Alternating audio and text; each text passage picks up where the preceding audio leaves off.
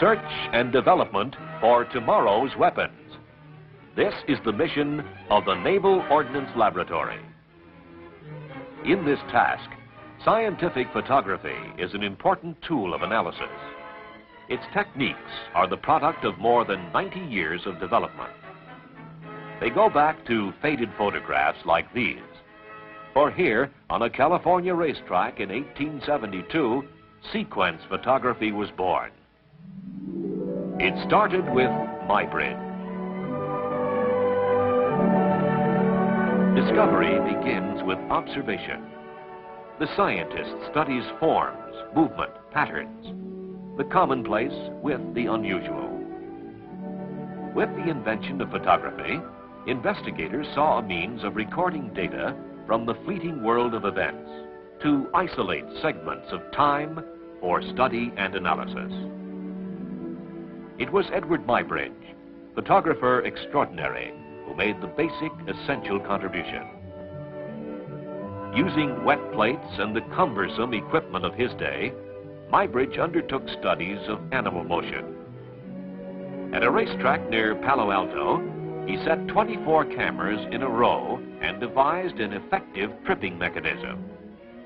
The result, these sequence photographs of a moving horse and rider.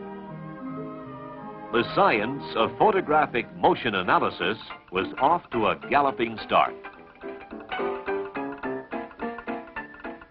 Muybridge's studies of human and animal motion were classics. They were soon followed by others. Thomas Edison's time-lapse photographs of 1904 used the technique in reverse. Hours were compressed into seconds to reveal the unfolding of a blossom.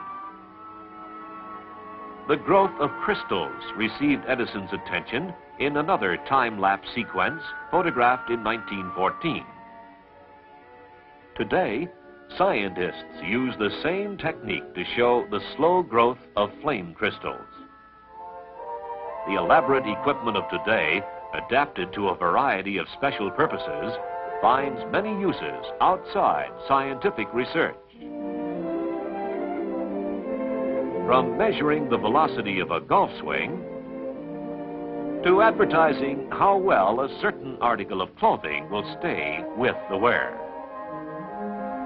But in the design and testing of modern weapons, as in other tasks of science and engineering, photography remains of crucial importance.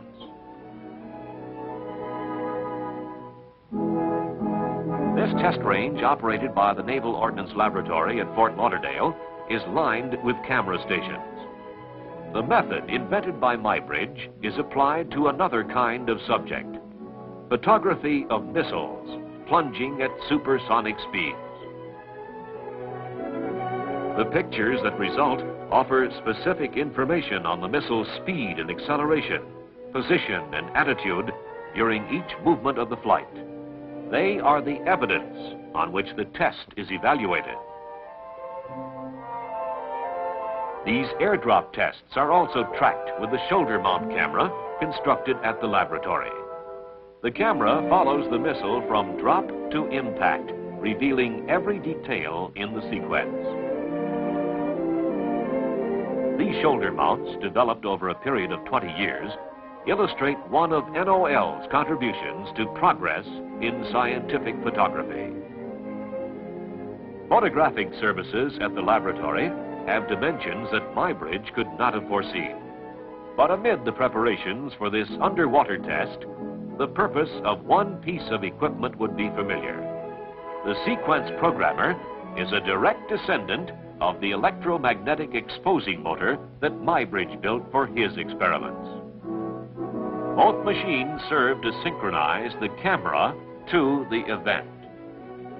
The high-speed cameras expose their 100-foot magazines within 1 second.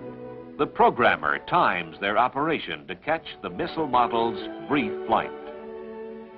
At 7,000 frames per second, multiple cameras register the model's passage in slow motion. Every frame offers significant data on the test. In the analysis of test photographs, the timing marks that stripe the edge of the film are essential. Using them, the analyst can measure velocity and acceleration because he knows the precise time difference between any frames on the roll. A pulse generator is used to mark the film while it is running through the camera. Up to 10,000 pulses per second and even higher rates can be supplied to meet any test requirements.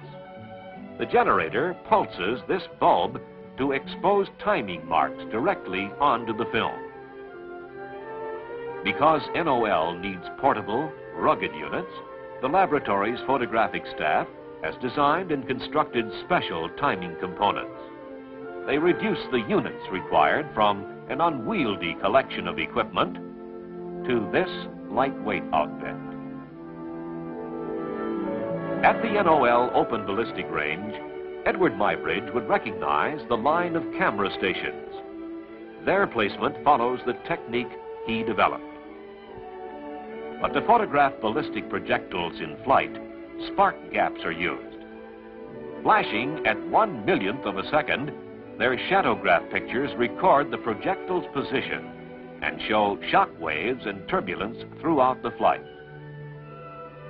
At the laboratory's hyperballistic range, an 8-inch gun breech block is used to fire projectiles down this 1,000-foot tunnel past these camera stations at speeds of 15,000 feet per second. An intricate system of mirrors and spark gaps is used to produce shadowgraph pictures.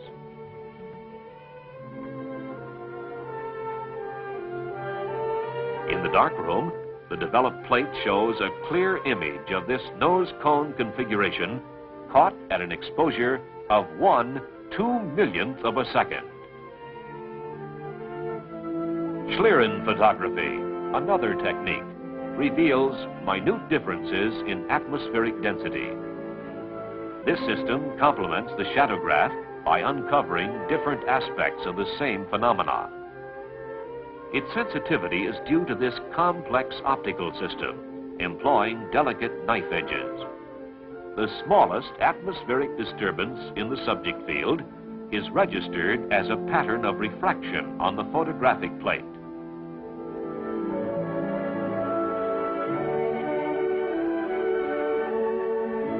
At the laboratory, much research is devoted to explosive detonations. To make scientific measurements of these phenomena, another type of camera is needed.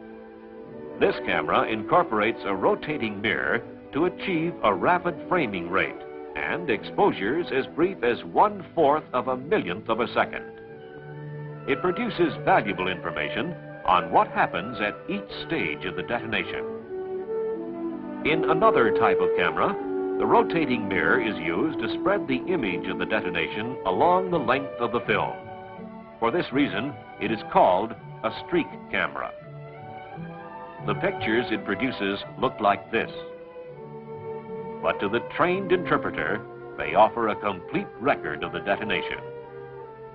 Recently, research workers at the laboratory succeeded in combining the advantages of the framed image with those of the streak camera by constructing a third type, a high-speed focal plane shutter framing camera.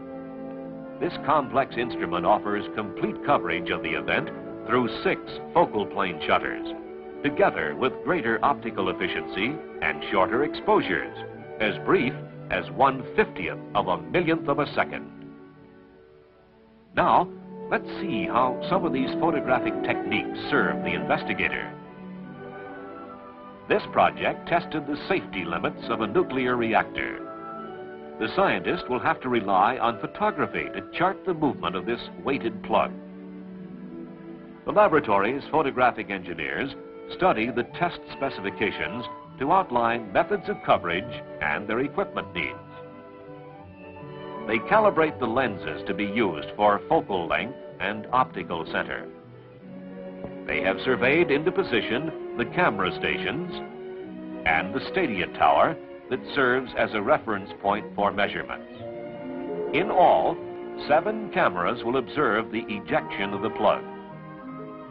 On a 50-foot tower are 2 35mm cameras. High-speed 16mm cameras are fixed on this 30-foot tower. The sequence programmer links all of this photographic equipment to the control room. Here, as the test begins, one button sets in motion a complex series of events. The ram that carries the explosive charge begins its journey upward. Within a few seconds, it trips a switch that turns on high-intensity lights and starts the 35mm cameras. Next, the ram locks itself, starting the 16mm cameras and detonating the explosive. The test is over, but the movement of the plug has been recorded by 7 cameras at speeds ranging from 24 to 6,000 frames per second. Meanwhile, the oscilloscope cameras have recorded the pressure time curve inside the test vessel. In this one experiment, a battery of modern photographic techniques has served the cause of investigation. Photography has become a versatile and potent instrument, aiding the scientists' powers of observation, removing the barriers of distance, controlling the swift passage of time, penetrating invisible currents of air. As for Edward Muybridge, who made the first practical application of photographic motion analysis, he did indeed prove what he set out to prove, that all 4 feet of a running horse are off the ground once during each stride. This has been a boon to artists, horse traders, and veterinarians, and photography has been solving tough problems ever since.